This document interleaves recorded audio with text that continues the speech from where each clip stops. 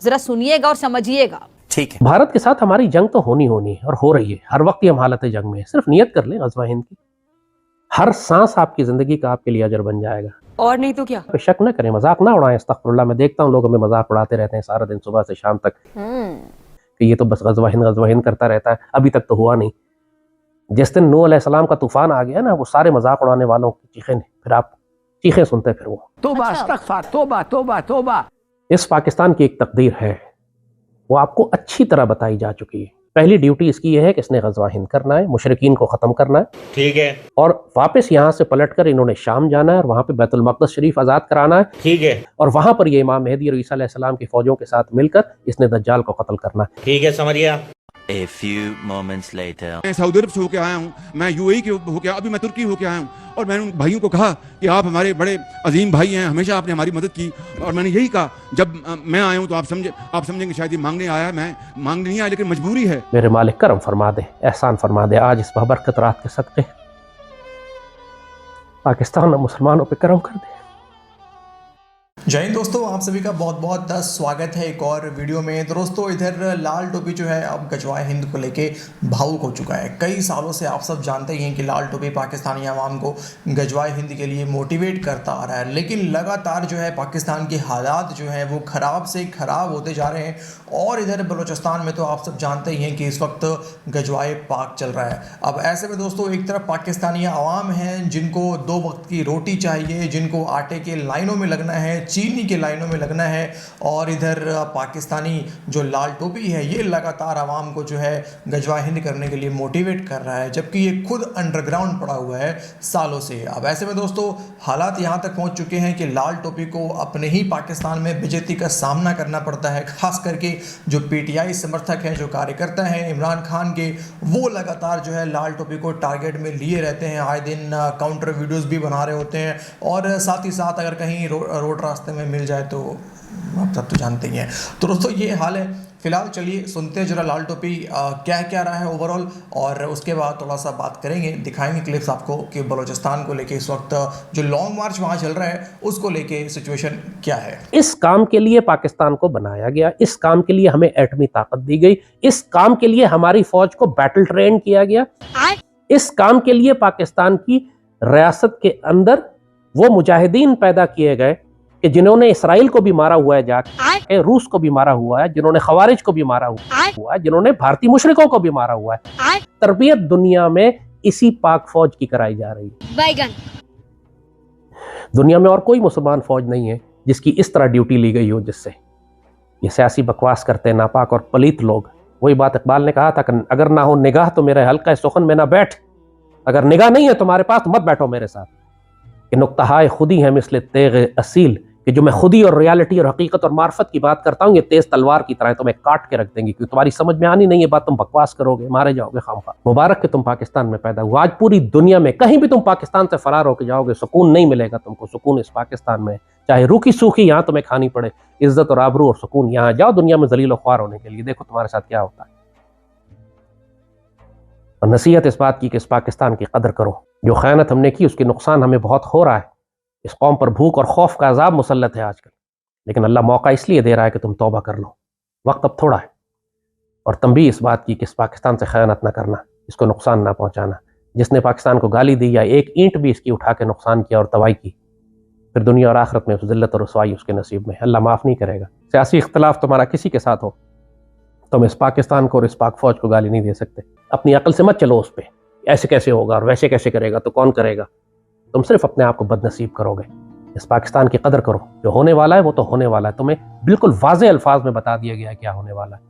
अब तुम में से कोई भी ये उज़्र पेश नहीं कर सकता कि मालिक हमें बता देते, हमें वक्त दे देते, हमें कोई नसीहत कर देता। सब कुछ बताया जा चुका है।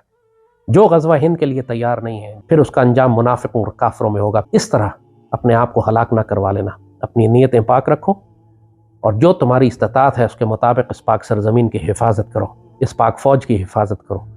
कल बहुत बड़ा तसादुम होने वाला है, और यही पाक फ़ौज तुम्हारी इज़्ज़त और आबरू की हिफाजत के लिए अपने आप को शहीद करवा रही होगी। अल्लाह हमें ये सादत नसीब फरमाए कि हम गज़वा हिंद में जाके दोबारा एक मरतबा दहली फ़तह कर सकें, ये चमन फिर मामूर हो नग़्मा तौहीद से। अल्लाह हमें इजाज़त अता फरमाए कि हम ग़ज़वत शाम में जाएँ और बैतुल मक़दस शरीफ को आज़ाद कराएँ, और दज्जाल के फितने को अल्लाह हमारी तलवारों से ख़त्म करे। अल्लाह हमें खिलाफत अल-नाज नबूआ नसीब फरमाए, जिसकी ख्वाहिश हमारे बुज़ुर्गों ने की, जिसके लिए ये पाकिस्तान बनाया गया।